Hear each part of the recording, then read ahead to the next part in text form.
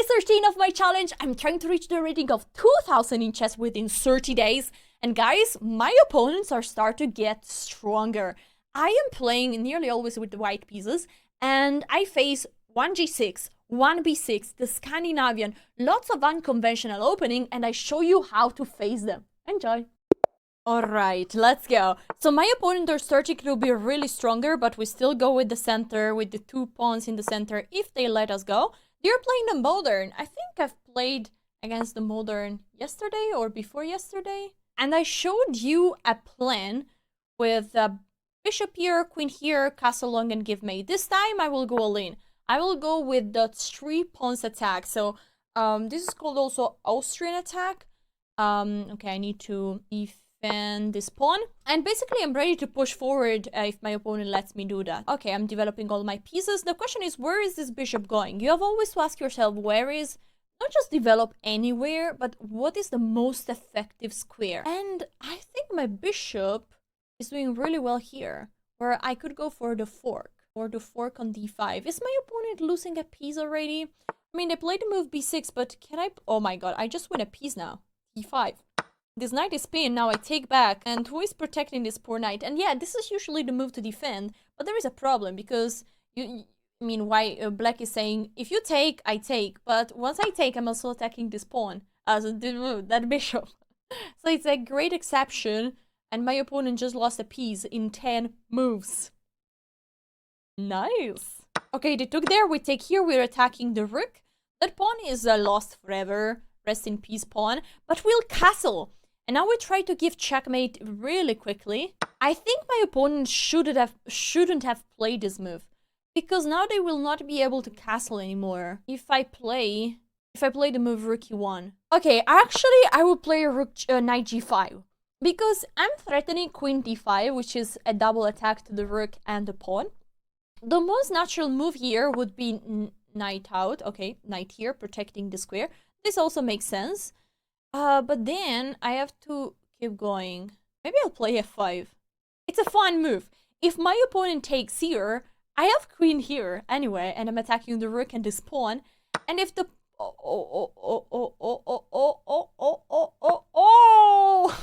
Bomba! Okay, so this is now cool. The rook is under attack, there is a checkmate threat, and if my opponent castles, I'm not going to take here, because I think it would be a blunder. Do you see why? The reason is, after castle, bing, boom, my opponent is attacking the rook, but also this little pony is hanging. Okay, now c6 is a very smart move, but I can simply take here with check. Okay, queen there, covering. I will give a check again, and the idea is that I don't want to be the first one to trade, but my opponent will probably place a queen here, and then I will bring the rook into the action, because this queen is already protected by both knights. Okay, this is a bit a novelty. I will go with the knight strong here to the center of the board. I'm threatening to take this pawn. This is a very good move. Actually, here you have to be careful with the intermezzo. There is an intermediate move to take here by giving a check. And you say, okay, I'm winning a pawn, giving a check. But my opponent would respond with rook takes. And then this queen is hanging, so I cannot capture back the rook. Ooh! Wait a second. Because actually, after rook takes, I take. I'm also attacking the queen. And after rook takes, I'm taking... Ah! This is like a huge calculation that you had to do here in order to make it work. Because after this, you're taking back and you're counter-attacking the queen. So this is like attack and counter-attack. This is really crazy. Okay, so now this king moves there. And my queen is under attack. So I'll just move the queen here. Now my bishop is protected by the knight. My knights are very strong. And I would love to slide a knight here, you know, to give a very strong fork. But the priority is to bring all the pieces to the action. I don't know, I had something, I don't know. To bring the rook to the action and to activate all the pieces. Okay, rook there attacking my little pony. And this bishop would also be under attack. Okay, I think I can bring this bishop back, or I can just let it there. Okay, let's just play Alright, let's just let's just play this move. I want to trade the rooks, and if my opponent takes here, I'm taking, and after this, I have an active rook ready to join the party. I will probably just take here with the knight, and then maybe slide the rook here. It looks very powerful. All according to the plan. The rook will take there. And I'm thinking if I should take here with the queen or with the knight. I mean, I don't want to trade the queen, so I'm taking with the knight. I'm looking at so many fun moves. For example, queen here could be really fun. Attacking this, giving a check to the king. And after this, there could be like crazy moves. A check here. And also eventually I could take there. Lots of nice moves. And it's fun that the king is nearly checkmated. I wish this pawn would not be there, because like this I could slide my rook, give a nice check. Actually, I would, if this pawn would not be here, I would give check, rook covers, and then check here, which is basically nearly checkmate. I'm sorry that my arrows are really bad. Okay, the rook goes back there. Now I have a good move. I sacrifice the rook. And after pawn takes, I'm taking here, and I'm winning back the rook. That's perfect. Now, I wish my opponent goes here, because they might say, okay, I go here, you take, then I'm taking the knight. But then, I'm not trading the queens. Okay, that's a good move, but I'm simply simplifying everything, and then winning the game. Because I have this check here, and I win the bishop. Alright, now how to win in the fastest way possible. We take here, we go to take also this other pawn, and then we let it go. GG's. Alright, second games, we are again with the white pieces. And the Owen's defense. Okay, here, I mean, we'll just develop the pieces. And here there is an exception, because the idea of this opening is the following.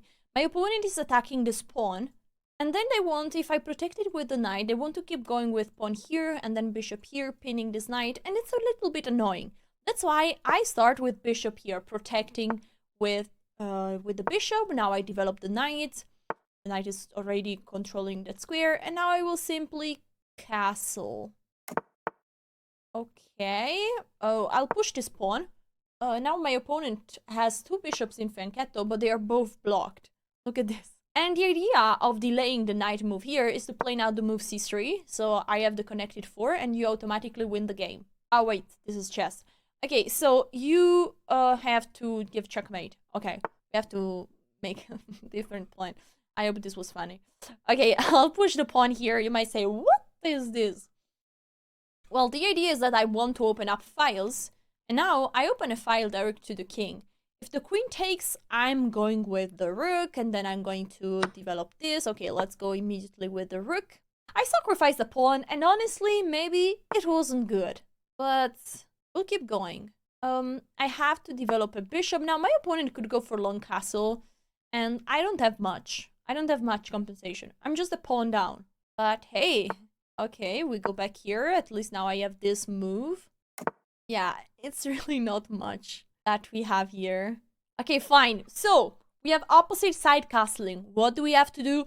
We have to go all in. We have to push all the pawns, open up the files, and then slide the heavy pieces. You know what are the heavy pieces? The rooks and the queen. Slide the heavy pieces towards the king and give mate. That's the plan. So the knight has been developed, maybe aiming for this square. I will play bishop here just because the bishop is much safer, much safer. Yeah, in a better place there. And I'm attacking the queen. The queen has to be moved again.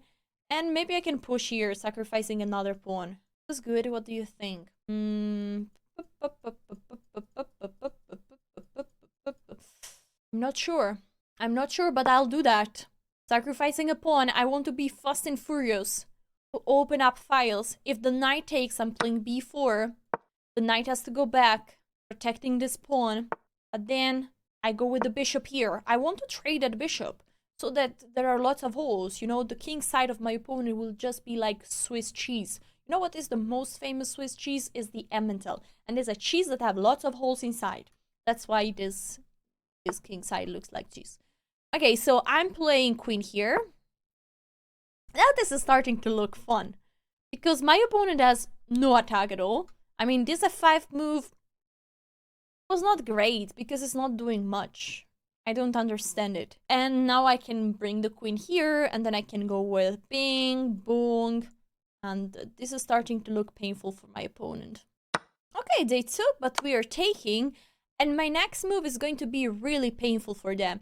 A very typical idea is to push this pawn, attack this knight. So, okay, we have to remove this knight to then take there. So how to do it? If we push this pawn, the knight goes there and blocks the rook. And usually there is this sacrifice to consider, but I don't like it in this position because I don't have pieces to give checkmate. I mean, the queen is just alone, would be alone.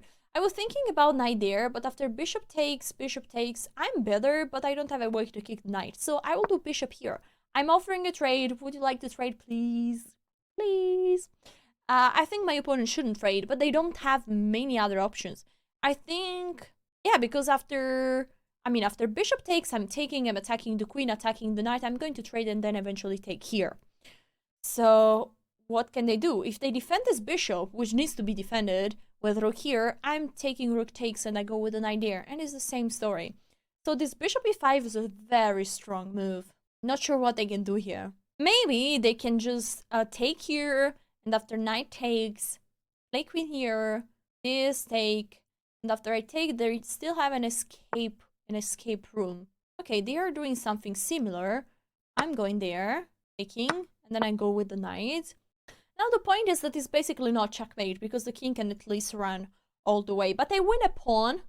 I was a pawn down, so we will be equal material. But I still have some attack. Some sort of attack. What is this? Goodbye, queen. I think my opponent was so overwhelmed by the threats that forgot, was checking, okay, this is mate, this is that. And so it was overwhelmed by the threats and blundered the queen. I keep going. Oh my god, we have again the white pieces. This is cursed. Okay, my opponent is playing the Scandinavian. I will not play the interballistic gambit, but this time I will take because, you know, once you go up on the level, you have to adjust your openings, considering that your opponent will start to know the traps, you know. Okay, so this is a check. We cover it with the bishop, and then we are going to develop and attack the queen. I'm not a big fan of this opening because you play so many moves with the queen and it's not so good. Okay, I'll go with the pawn in the center of the board and then I'm castled. Okay, my development is already finished. So I am ready to start to think how to improve my pieces. Well, this bishop is not yet developed, but we can fix it. There we go. So I think a knight here looks really amazing. And then we have to think how to improve this little bishop, not pony. My opponent is actually quite solid because I cannot attack much, but I have an idea in mind. I will play knight b5, I'm attacking the queen, but the real idea is that I want to play c4. So I'm placing 2 pawns in the middle of the board. Now, okay, fine, I'll have to go back, but I have done a nice improvement of my center. My opponent is still struggling to develop the queen side because they have right now very little space. I'll play h3 just because this move is useful. I'm giving a space to my king, but also blocking the bishop from going there. And now there is a very important thing to keep in mind. White shouldn't trade pieces because my opponent is basically playing on three files, you know. A rank, sorry. Files are the other direction. Instead, I'm playing on 4+1, let's put it that way, but at least 4. So we are fighting for the 5th rank. And right now, I have more room for my pieces, and so I don't have to trade, because the more pieces my opponent has, the harder it is for them to deal with the lack of space. What is this queen doing there? Nothing, because this pawn is not really under attack. I have always to watch out for the moves c5 and e5. These are the plans in this position, because black needs to try to break through to attack the center. Now, c5 can be played next, but I have maybe knight here. Not a big deal because my opponent can move and then this is...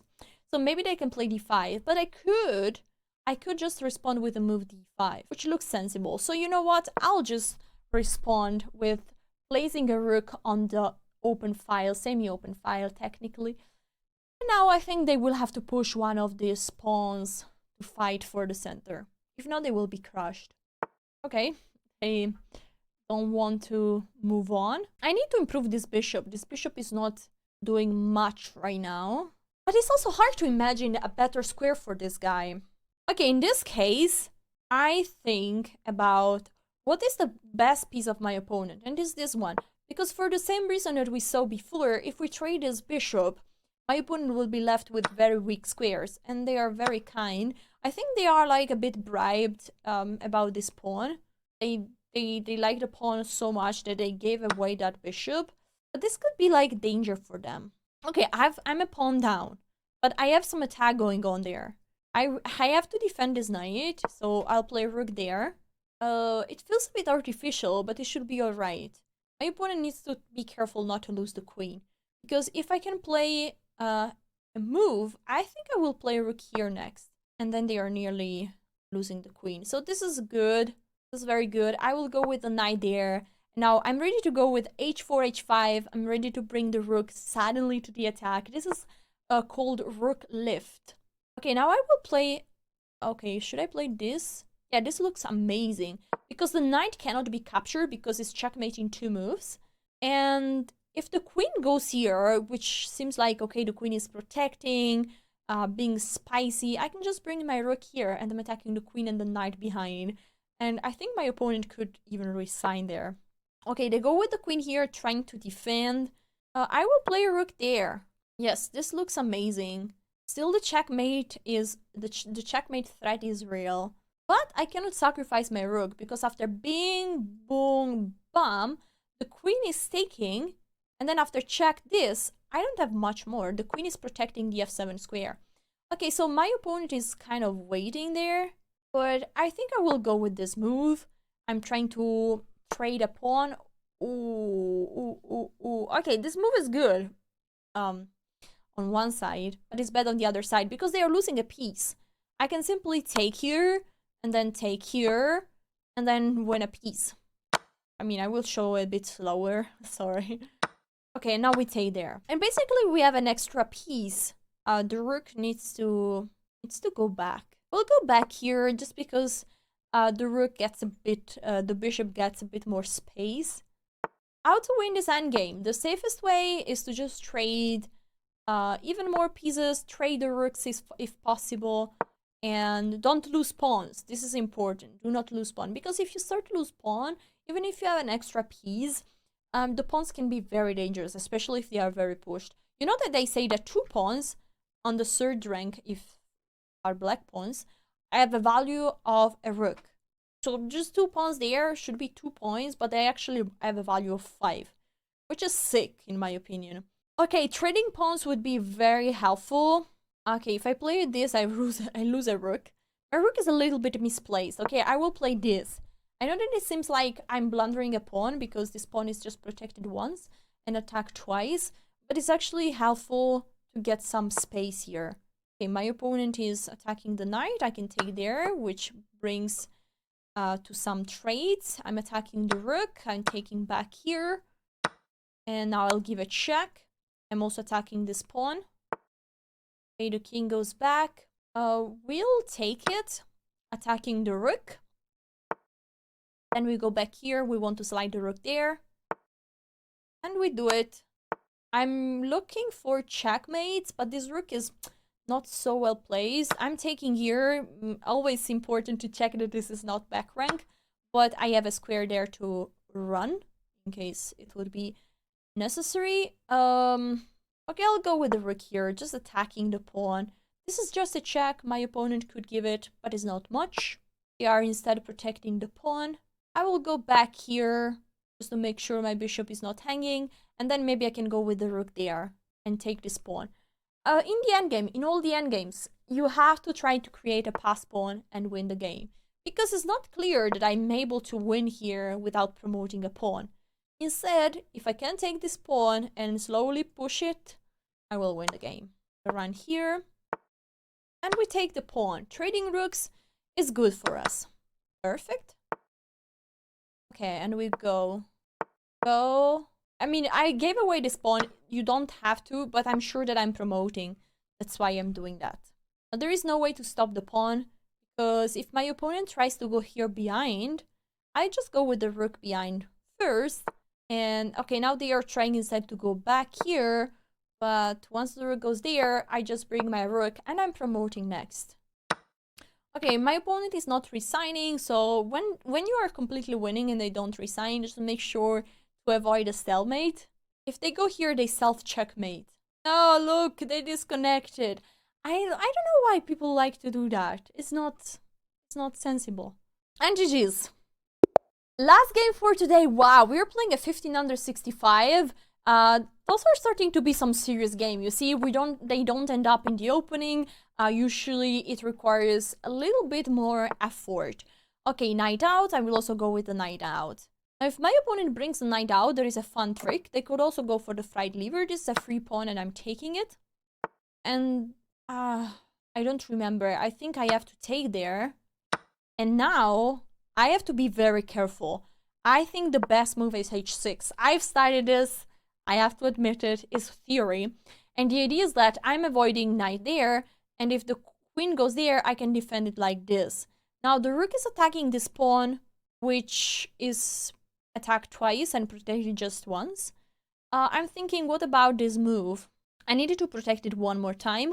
Also, queen f6 could be reasonable.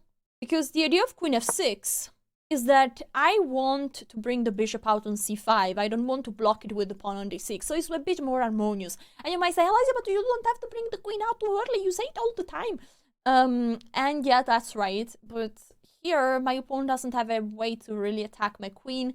Bishop here is not possible. The knight cannot attack the queen. This bishop cannot attack the queen. So it's fine. It's okay. It's okay.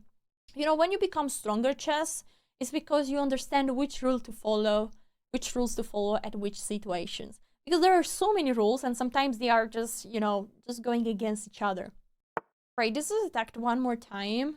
Yeah, I have to defend it. I was thinking about bishop c5 and trying to, like, take on f2, but I don't think it works. Oh my god, this is very creative.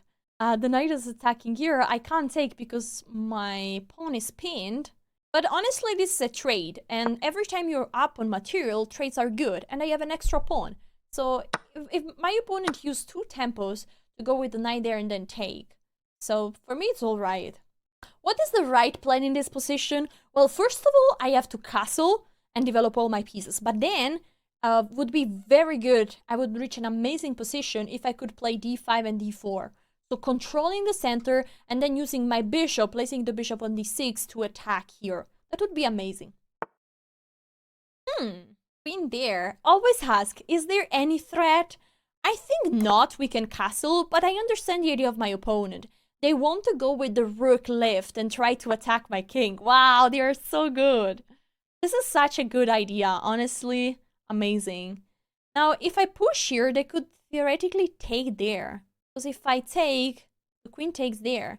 And after the... Oh, but it doesn't work. Okay, so we can do that. Because after the trade, queen takes. I can take and then play bishop here, attacking the rook and the bishop at the same time. Okay, so the bishop goes back. And now where is this rook going? Many squares are annoying. Okay, let's play this so we are controlling this square. The rook cannot go there. And honestly, if the rook goes there, we just move the bishop and we win a tempo. Yeah, also, I think there is a big threat. There is bishop here. My opponent is attacking the center. I understand their idea. Okay, I will play bishop here. And after rook there, which is the only move to defend this pawn, I will play bishop there. And I'm pinning this pawn. Oh, what? I don't know if this was a mouse slip or something. I feel like we didn't even reach the climax in that game. Anyway, guys, I hope you enjoyed these 4 games. Remember to like and subscribe. That's all for day 13. Check out day 12 if you missed it out. Lots of fun games. And see you tomorrow for day 14. We're nearly halfway there. Bye.